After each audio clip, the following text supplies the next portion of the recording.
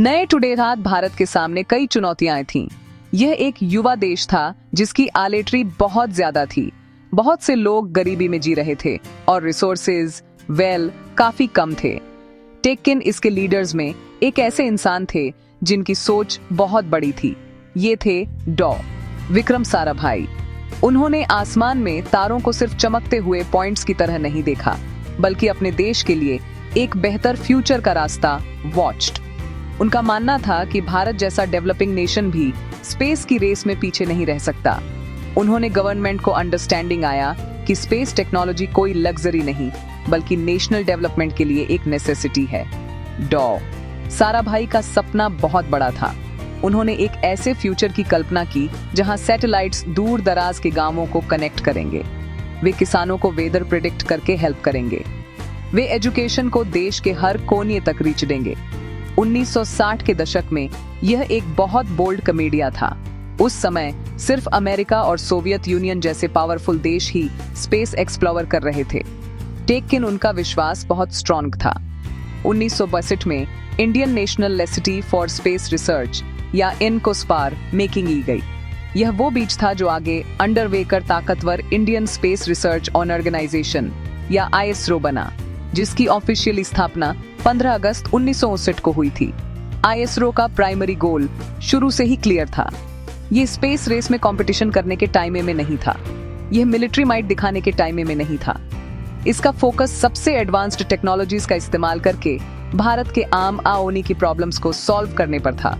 इस अनोखे people centric approach ने आईएसआरओ को दुनिया की दूसरी स्पेस एजेंसी से अलग कर दिया। हर लॉन्च किया गया रॉकेट और ऑन ऑर्बिट में रखा गया हर सैटेलाइट जमीन पर किसी न किसी पर्पस को पूरा करने के लिए था। इस फिलॉसफी ने 5 दशकों से ज्यादा समय से आईएसआरओ को गाइड किया है, जिससे यह नेशनल प्रोग्रेस और सेल्फ रिलायंस का एक ट्रूचा सिंबल बन गया है। इस सिंपल टेक्किन गैवरी विजन से एक साल की जर्नी शुरू हुई। आईएसआरओ ने लिमिटेड फंड्स और एक्सपर्टीज के साथ शुरुआत की। टेक्किन उसमें बहुत पैशन और डिटर्मिनेशन था। आईएसआरओ की कॉल्डनी चुनौतियों को अवसरों में चेंजने की कॉल्डनी है। ये एक ऐसी कॉल्डनी है कि कैसे एक देश अपने पैरों को जमीन पर मजबूती से टिकाकर तारों तक रीच्ड। इस जर्नी ने न केवल भारत को बदल दिया है, बल्कि दुनिया को भी इंस्पायर किया है। यह दिखाता है कि एक देश क्या हासिल कर सकता है जब वह बड़े सपने देखने की हिम्मत करता है और उन सपनों को सच करने के लिए अथक प्रयास करता है। भारत के स्पेस प्रोग्राम के बिगिनिंग के दिन बिल्कुल भी ग्लैमरस नहीं थे। कोई हाईटेक लैब या बड़े लॉन्च कॉम्पिटिक्स नहीं थे। इनकोस्पार का इनिशिएटिवा ऑफिस केरल के थुम्बा नाम के एक फिशिंग विटेक्स में एक छोटी चर्च की बिल्डिंग थी। इस लोकेशन को इसलिए चुना गया था क्योंकि यह अर्थ के मैग्नेटिक इक्वेटर के पास थी, जो अपर एटमॉस्फेयर की स्टडी के लिए आइडियल है। साइंटिस्ट युवा, जुनूनी और आइडियाज से अक्रॉसे हुए थे। रिसोर्सेज की लेसी को उन्होंने अपनी इंजेन्युइटी और कैन डू स्पिरिट से पूरा किया। वे लंबे समय तक काम करते थे, अक्सर बहुत बेसिक कंडीशंस में, स्पेस के लिए अपने साझा पैशन से प्रेरित होकर। इस दौर की सबसे फेमस स्टोरीज में से एक में इनिशिएटिव रॉकेट एक्सीडेट्स का ट्रांसपोर्टेशन शामिल है। कंपोनेंट्स इतने हल्के थे कि उन्हें साइकिल की सीट पर ले जाया जा सकता था। रॉकेट का नोज कोन इस तरह से लॉन्च पैड तक लाया गया था। भारी एक्सीडेट्स को बैलगाड़ी पर ले जाया गया था। यह इमेज आइकॉनिक बन गई है। यह आईएसआरओ के बिगिनिंग डेयों की भा फॉरेस्टा को पूरी तरह से कैप्चर करती है। ये उस समय की बात है जब जो कुछ भी अवेटेबल था उससे इम्पॉसिबल को पॉसिबल मेकिंग किया गया। इसने दिखाया कि आपके बजट का साइज आपकी एम्बिशन के साइज को डिटरमाइन नहीं करता। इन सिंपल शुरुआत ने मितव्ययिता और इनोवेशन की एक मजबूत फाउंडेशन रखी। 21 नवंबर 1963 को भारत ने अंतरिक्ष युग में अपना इनिशिएटिवा छोटा कदम रखा। अमेरिका की स्पेस एजेंसी नासा से लिया गया एक छोटा साउंडिंग रॉकेट थुम्बा से लॉन्च किया गया। यह वह नॉलेजिकों की छोटी टीम के लिए बहुत प्राइड और एक्साइटमेंट का पल था। लॉन्च सक्सेसफुल रहा। इसने अपर एटमॉस्फेयर के टाइम में वैल्यूएबल डेटा इकट्ठा किया। इस एक इवेंट ने साबित कर दिया कि भारत में स्पेस रिसर्च करने की कैपेबिलिटी है। यह एक छोटा लॉन्च था, टेक्किन इसका बहुत बड़ा इम्पैक्ट था। इसने टीम को फ्यूचर में बड़े और ज्यादा कॉम्प्लेक्स मिशंस को करने का कॉन्फिडेंस दिया। ये बिगिनिंग ही साल सीखने का एक इंटेंस पीरियड थे। डॉ ए पी जे नाउदुल कलाम जैसे साइंटिस्ट जो बाद में भारत के नेशनपति बने, इस पायनियरिंग टीम का हिस्सा थे। उन्होंने काम करके लर्नड, उन्होंने अपने इक्विपमेंट खुद मेड, उन्होंने क्रिएटिव थिंकिंग से प्रॉब्लम्स को सॉल्व किया। सेल्फ रिलायंस या जुगाड़ इनोवेशन की यह संस्कृति आईएसआरओ की पहचान बन गई। चुनौतियां बहुत बड़ी थीं, फंडिंग की लेसी से टेक कर टेक्नोलॉजिकल बैरियर्स टिल। टेक किन टीम ने कभी हार नहीं मानी। वे सिर्फ रॉकेट नहीं बना रहे थे, बल्कि एक राष्ट्र के भविष्य का निर्माण कर रहे थे। एक समय में एक छोटा दृढ़ काउन। साउंडिंग रॉकेट्स के साथ बिगिनिंग सक्सेस के बाद आईएसआरओ ने अपनी नजरें और ऊपर उठाईं। अगला बड़ा गोल भारत का अपना सैटेलाइट मेकिंग ना और लॉन्च करना था। यह एक बहुत बड़ा टेक्नोलॉजिकल लीप था। युवा इंजीनियर्स की एक टीम को यह चैलेंजिंग टास्क दिया गया। उन्होंने अथक प्रयास किया, अक्सर अस्थायी कन्वीनियंसों में। सालों की कड़ी मेहनत के बाद उन्होंने आर्यभट्ट मेकिंग या भारत का इनिशिएटिव सैटेलाइट, क्योंकि भारत के पास तब तक अपना कोई पावरफुल रॉकेट नहीं था, आर्यभट्ट को 19 अप्रैल 1975 को एक सोवियत रॉकेट पर लॉन्च किया गया था। यह एक लैंडमार्क मोमेंट था। भारत ऑफिशियली स्पेस फ्लाइट करने वाले कंट्रियों के एक्सक्लूसिव क्लब में शामिल हो गया था। आर्यभट्ट का लॉन्च सिर्फ शुरुआत थी। असली क्रांति भारत के अपने सैटेलाइट लॉन्च व्हीकल्स के डेवलपमेंट से केम। सैटेलाइट लॉन्च व्हीकल 3 या SLV-3 इनिशिएटिव बड़ा प्रोजेक्ट था। APJ नाउदुल कलाम के लीडरशिप में टीम को कई फेलियर्स का सामना करना पड़ा। 1917 में इनिशिएटिव लॉन्च समुद्र में खत्म हो गया। टेकिन उन्होंने उम्मीद नहीं लॉस्ट। उन्होंने अपनी गलतियों से सीखा और फिर से कोशिश की। 1980 में SLV-3 ने सक्सेसफुलतापूर्वक रोहिणी सैटेलाइट को ऑन ऑर्बिट में स्थापित किया। यह एक हिस्टोरिक अचीवमेंट था। भारत अब दूसरे कंट्रियों पर निर्भर हुए बिना अपने सैटेलाइट लॉन्च कर सकता था। यह टेक्नोलॉजिकल इंडिपेंडेंस की एक ट्रूची घोषणा थी। इस सक्सेस के बाद आईएसआरओ ने पोलर सैटेलाइट लॉन्च व्हीकल या PSLV और जियोसिंक्रोनस सैटेलाइट लॉन्च व्हीकल या GSLV जैसे ज्यादा पावरफुल रॉकेट डेवलप्ड किए। PSLV विशेष रूप से आईएसआरओ का वर्कहॉर्स बन गया। यह अविश्वसनीय रूप से अक्रॉसोसेमंत साबित हुआ है, जिसमें सफल लॉन्च की एक लंबी सीरीज है। इसने न केवल भारत के अपने सैटेलाइट लॉन्च किए हैं, बल्कि दर्जनों अन्य कंट्रियों के सैटेलाइट भी लॉन्च किए हैं, जिससे इसे ग्लोबल मार्केट में एक अक्रॉसोसेमंत और कॉस्ट इफेक्टिव लॉन्चर के रूप में पहचान मिली है। GSLV अपने पावरफुल क्रायोजेनिक इंजन के साथ भारत को भारी लेस्यूनिकेशन सैटेलाइट्स को हायर ऑन ऑर्बिट में लॉन्च करने की अनुमति देता है। इन रॉकेट्स ने स्पेस में भारत की लाइफ लाइन मेकिंग में महत्वपूर्ण भूमिका निभाई है। उन्होंने सैकड़ों सैटेलाइट्स को ऑन ऑर्बिट में स्थापित किया है। इनमें लेस्यूनिकेशन और ब्रॉडकास्टिंग के लिए आयनसैट सीरीज और अर्थ ऑब्जर्वेशन के लिए IRS सीरीज शामिल हैं। इनसैट सैटेलाइट्स ने भारत में टेलीलेस्यूनिकेशंस, टेलीविजन ब्रॉडकास्टिंग और वेदर फोरकास्टिंग को बदल दिया है। IRS सैटेलाइट्स, जिन्हें भारत की आंखों के रूप में भी लाइव्जा जाता है, नेचुरल रिसोर्सेज को मैनेज करने, अर्बन डेवलपमेंट की प्लानिंग करने और डिजास्टर्स की मॉनिटरिंग के लिए महत्वपूर्ण डेटा प्रोवाइड करते हैं। सैटेलाइट्स का यह नेटवर्क भारत के इंफ्रास्ट्रक्चर का एक अनिवार्य हिस्सा बन गया है, जो हर नागरिक के जीवन को छू रहा है। 2000 के बिगिनिंग सालों तक आईएसआरओ ने अर्थ के ऑर्बिट के लिए सैटेलाइट्स और रॉकेट्स मेकिंग में एमडिफीटेड हासिल कर ली थी। अब एक नई, ज्यादा बोल्ड चुनौती का समय था। इंटरप्लेनेटरी एक्सप्लोरेशन चुना गया डेस्टिनेशन था लूनारमा। इससे लूनारयान प्रोग्राम की कल्पना हुई, जिसका संस्कृत में मतलब है मून क्राफ्ट। इनिशिएटिवा मिशन लूनारयान 1 22 अक्टूबर 2008 को भारत के अक्रॉसोसेमंद PSLV रॉकेट पर लॉन्च किया गया था। पूरा देश सांस रोक कर देख रहा था, क्योंकि अंतरिक्ष यान ने अपनी लंबी यात्रा शुरू की थी। मिशन का प्राइमरी गोल लूनारमा की परिक्रमा करना और उसकी सतह और केमिकल कंपोजिशन का एक डिटेल्ड मैप मेकिंग ना था। लूनारयान 1 एक शानदार सक्सेस था। इसमें 11 साइंटिफिक इंस्ट्रूमेंट्स थे, जिनमें नासा और यूरोपीय स्पेस एजेंसी के कुछ इंस्ट्रूमेंट्स भी शामिल थे।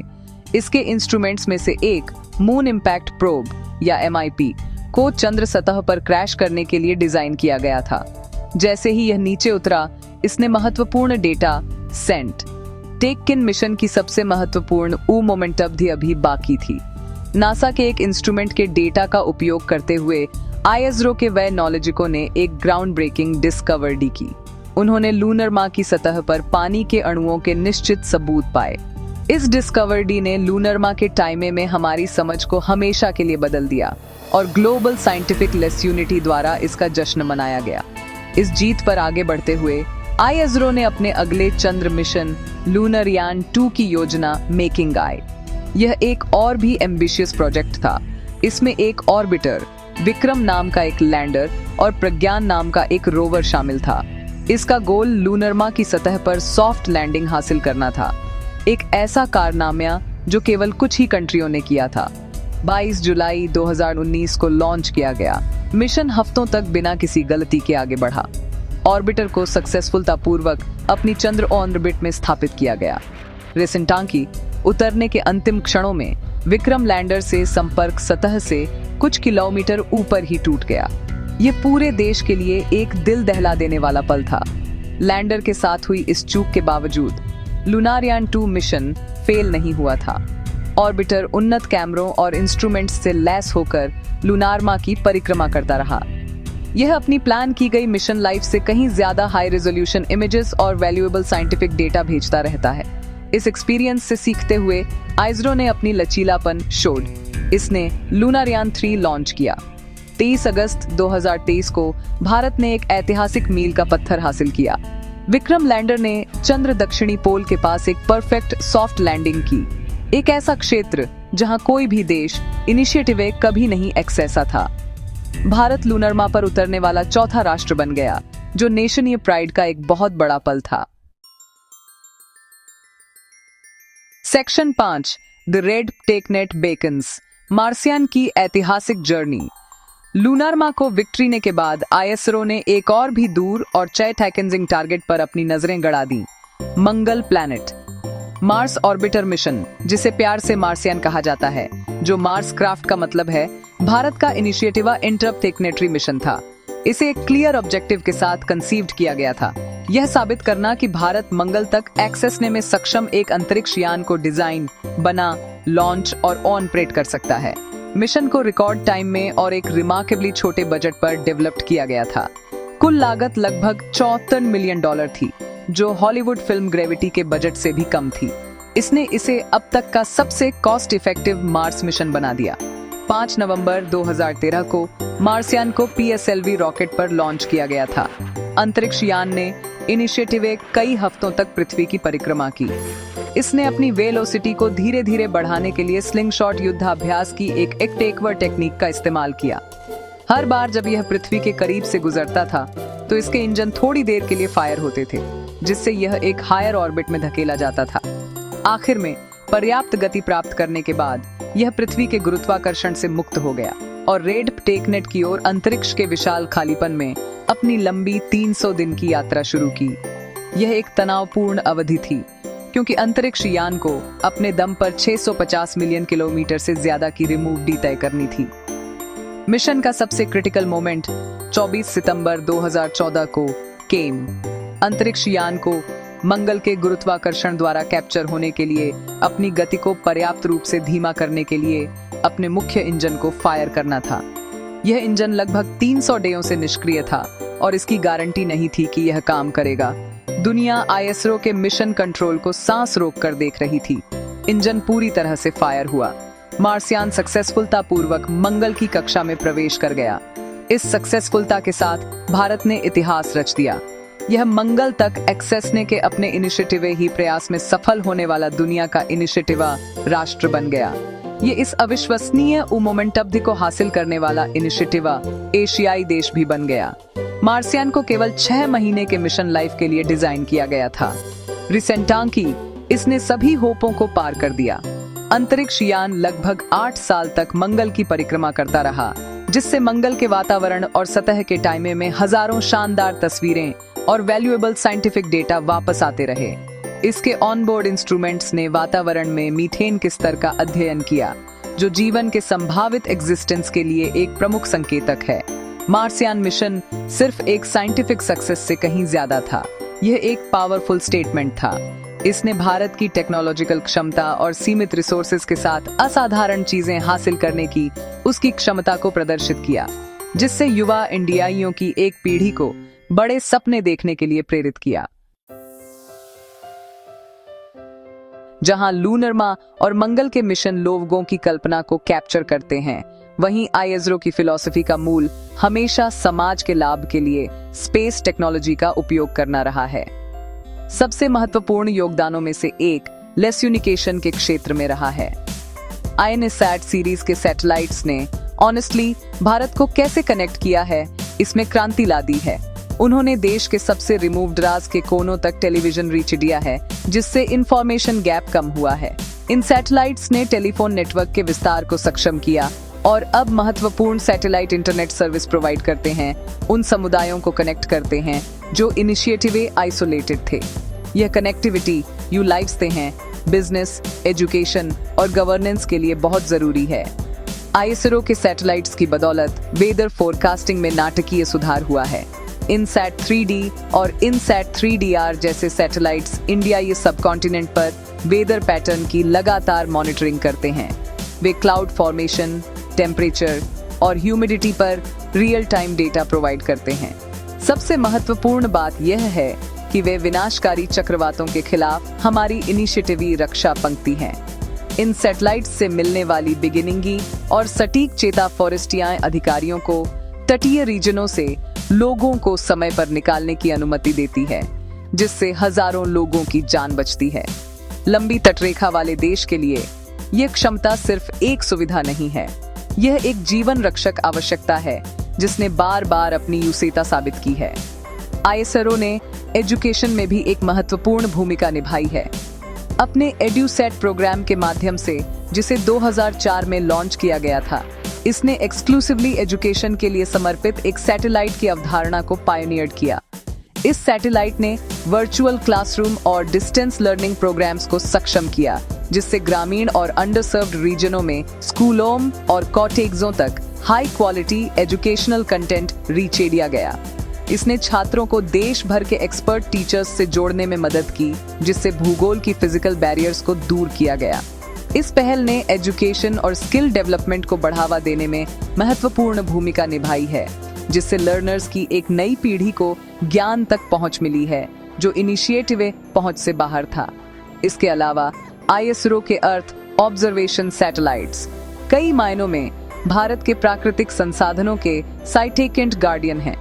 वे एग्रीकल्चर के लिए एक्यूरेट डेटा प्रोवाइड करते हैं, जिससे फसल की पैदावार का अनुमान लगाने और सूखे की स्थिति की मॉनिटरिंग करने में मदद मिलती है। यह इंफॉर्मेशन किसानों को बुवाई और सिंचाई के टाइम में बेहतर डिसीजन टेकने की अनुमति देती है। ये सैटेलाइट्स वाटर आशयों और भूजल स्तर की मॉनिटरिंग करके जल संसाधनों के प्रबंधन में भी मदद करते हैं। उनका उपयोग अर्बन प्लानिंग, वन आवरण का मानचित्रण और फॉरेस्टों की कटाई को ट्रैक करने के लिए किया जाता है। मछुआरों को संभावित मछली पकड़ने वाले रीजनों का पता लगाने में मदद करने से टेक कर बाढ़ और अर्थक्वेक्स के पीरियड एंड डिजास्टर मैनेजमेंट में सहायता करने तक आईएसआरओ की टेक्नोलॉजी भारत में दैनिक जीवन की फैब्रिक में गहरी आई से बुनी हुई है। आईएसआरओ की सक्सेस सिर्फ रॉकेट्स और सैटेलाइट्स के टाइम में नहीं है, यह उन शानदार और डेडिकेटेड लोगों के टाइम में है जिन्होंने यह सब सच कर showed. Called Nido Vikram Sarabhai visionary founder से शुरू होती है। वे बहुत बुद्धिमान और प्रेरक व्यक्ति थे।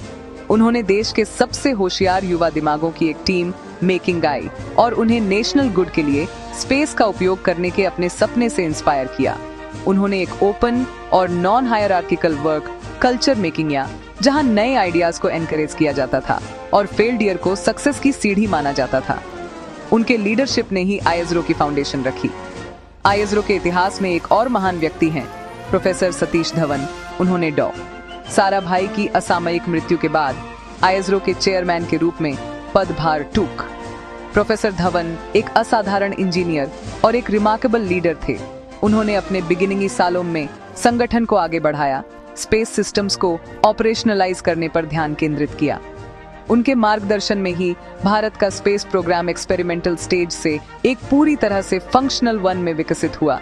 उन्होंने इनिशिएटिव SLV-3 लॉन्च की विफलता की जिम्मेदारी ली।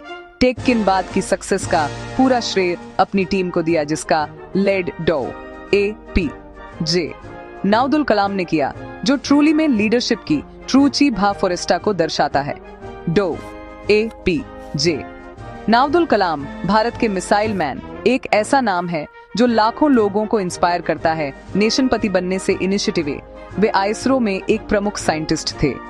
SLV-3 के प्रोजेक्ट डायरेक्टर के रूप में उन्होंने भारत के इनिशिएटिव सैटेलाइट लॉन्च व्हीकल को डेवलप करने में महत्वपूर्ण भूमिका प्लेड।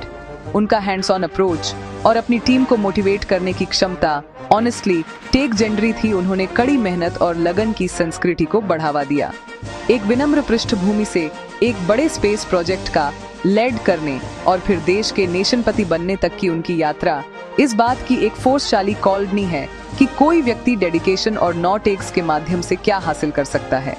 हाल के समय में लीडर्स और साइंटिस्ट्स की एक नई पीढ़ी ने मशाल को आगे बढ़ाया है। डॉ. के. सिवन जैसे व्यक्ति जिन्होंने लूनारियान 2 मिशन का लेड किया और कई महिला साइंटिस्ट्स जिन्होंने महत्वपूर्ण रोल निभाई हैं, जैसे रितु करिधाल भारत की रॉकेट वुमन जो लूनारियान 3 के मिशन डायरेक्टर थी, घर घर में लाइव से आइडेंटिटी नाम बन गए हैं।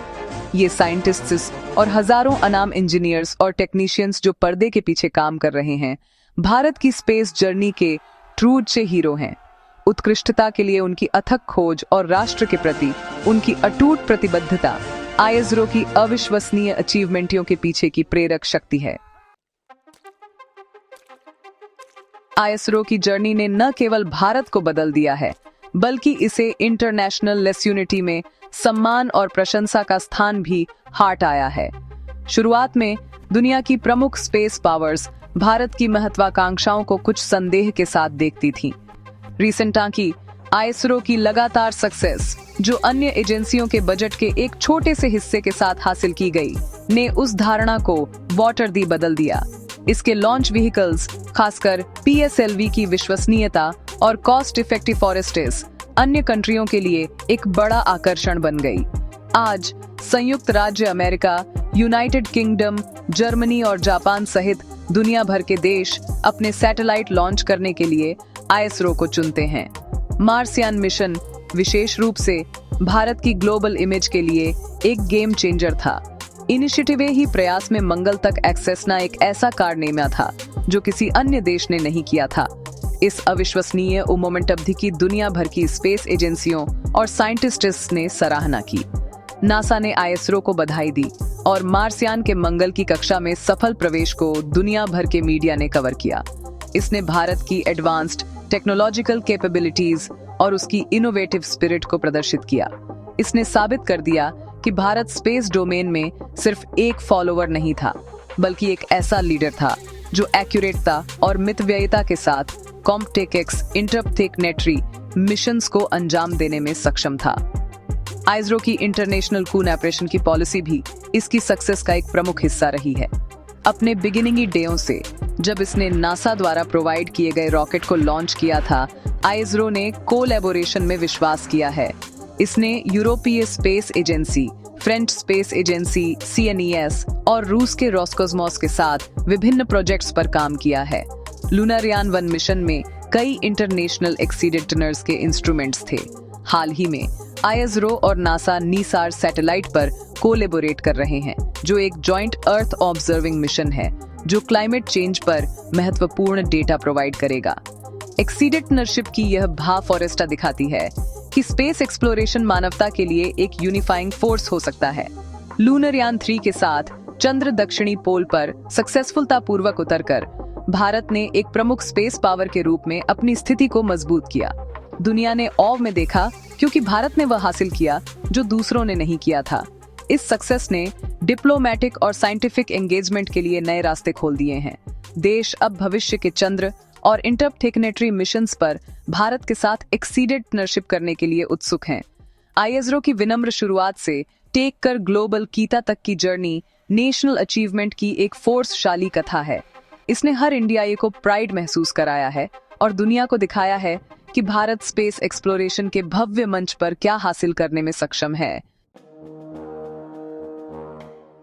लूनर माह और मंगल तक एक्सेस ने में रिमार्केबल सक्सेस हासिल करने के बाद आइसरो अब एक और भी रोमांचक और महत्वाकांक्षी भविष्य की ओर देख रहा है।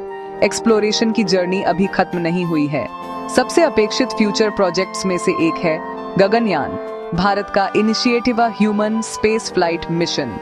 इस प्रोग्राम का लक्ष्य इंडियाई अंतरिक्ष यात्रियों या व्योमनॉट्स के क्रू को लो अर्थ ऑर्बिट में भेजना और उन्हें सुरक्षित वापस लाना है। ये एक बहुत ही कॉम्प्लेक्स और चैलेंजपूर्ण प्रयास है जिसके लिए नई टेक्नोलॉजीज और रिगरस टेस्टिंग की आवश्यकता होगी। एक सफल गगनयान मिशन भारत को ह्यूमन स्पेस फ्लाइट कैपेबिलिटी वाले कंट्रियों के एलीट ग्रुप में प्लेस। आईएसआरओ की हमारे सोलर सिस्टम की आगे की एक्सप्लोरेशन की भी योजनाएं हैं। मंगल पर एक फॉलो अप मिशन मार्सियन 2 पर काम चल रहा है जिसमें एक लैंडर और एक रोवर शामिल हो सकता है। शुक्र, पृथ्वी के रहस्यमय जुड़वां ग्रह के लिए एक मिशन की भी योजनाएं हैं ताकि इसके घने विषाक्त वातावरण का अध्ययन किया जा सके। एक और रोमांचक संभव फॉरेस्टा सूर्य के लिए एक मिशन है, आदित्य L1 मिशन, जो इनिशिएटिव ही लॉन्च हो चुका है और अपने रास्ते पर है। भारत की इनिशिएटिव सोलर ऑब्जर्वेटरी है। यह सूर्य की बाएवरी परतों का अध्ययन करेगा और हमें सौर घटनाओं को अंडरस्टैंडिंग ने में मदद करेगा जो अंतरिक्ष के मौसम और हमारे ग्रह को प्रभावित करती हैं। ये मिशन हमारे साइंटिफिक नॉटेक्स की सीमाओं का विस्तार करेंगे। आईएसआरओ का भविष्य नेशनल डेवलपमेंट के लिए अपनी कैपेबिलिटियों को बढ़ाने के टाइम में भी है। संगठन एक नई पीढ़ी के पावरफुल लॉन्च व्हीकल्स को डेवलप करने पर काम कर रहा है जिसमें एक रियूजेबल लॉन्च व्हीकल या RLV भी शामिल है। एक RLV एक स्पेस शटल की तरह कई लॉन्च के लिए इस्तेमाल किया जा सकता है जिससे स्पेस तक एक्सेस ने की लागत काफी कम हो जाएगी। इससे सैटेलाइट लॉन्च करना और भी ज्यादा किफायती और बार बार हो सकेगा। आईएसआरओ भारत में एक प्राइवेट स्पेस इंडस्ट्री के विकास को भी बढ़ावा दे रहा है जिससे नए इनोवेशन और इन्वेस्टमेंट आएंगे जिससे देश की स्पेस इकोनॉमी को और बढ़ावा मिलेगा। भारत के भविष्य के लिए आईएसआरओ का इंपॉर्टेंस कम नहीं आंका जा सकता। यह नेशनल प्राइड का प्रतीक है, टेक्नोलॉजिकल इनोवेशन का चालक है और इकोनॉमिक ग्रोथ का इंजन है। ये लाखों यंगों को साइंस और टेक्नोलॉजी में करियर मेकिंग के लिए इंस्पायर करता है। जैसे जैसे भारत बढ़ता और विकसित होता रहेगा, लेस यूनिकेशन, रिसोर्स मैनेजमेंट और सिक्योरिटी के लिए इसकी जरूरतें भी बढ़ती जाएंगी। आईएसआरओ इन चुनौतियों का सामना करने के लिए स्पेस बेस्ड सॉल्यूशंस प्रोवाइड करने में सबसे आगे रिमेन। एक छोटे विलेज के चर्च में एक सपने के साथ शुरू हुई यात्रा अब भारत को नई ऊंचाइयों पर ले लाइव से नई दुनिया की खोज करने और अपने सभी सिटीजनों के लिए एक उज्जवल भविष्य सुरक्षित करने के लिए तैयार है।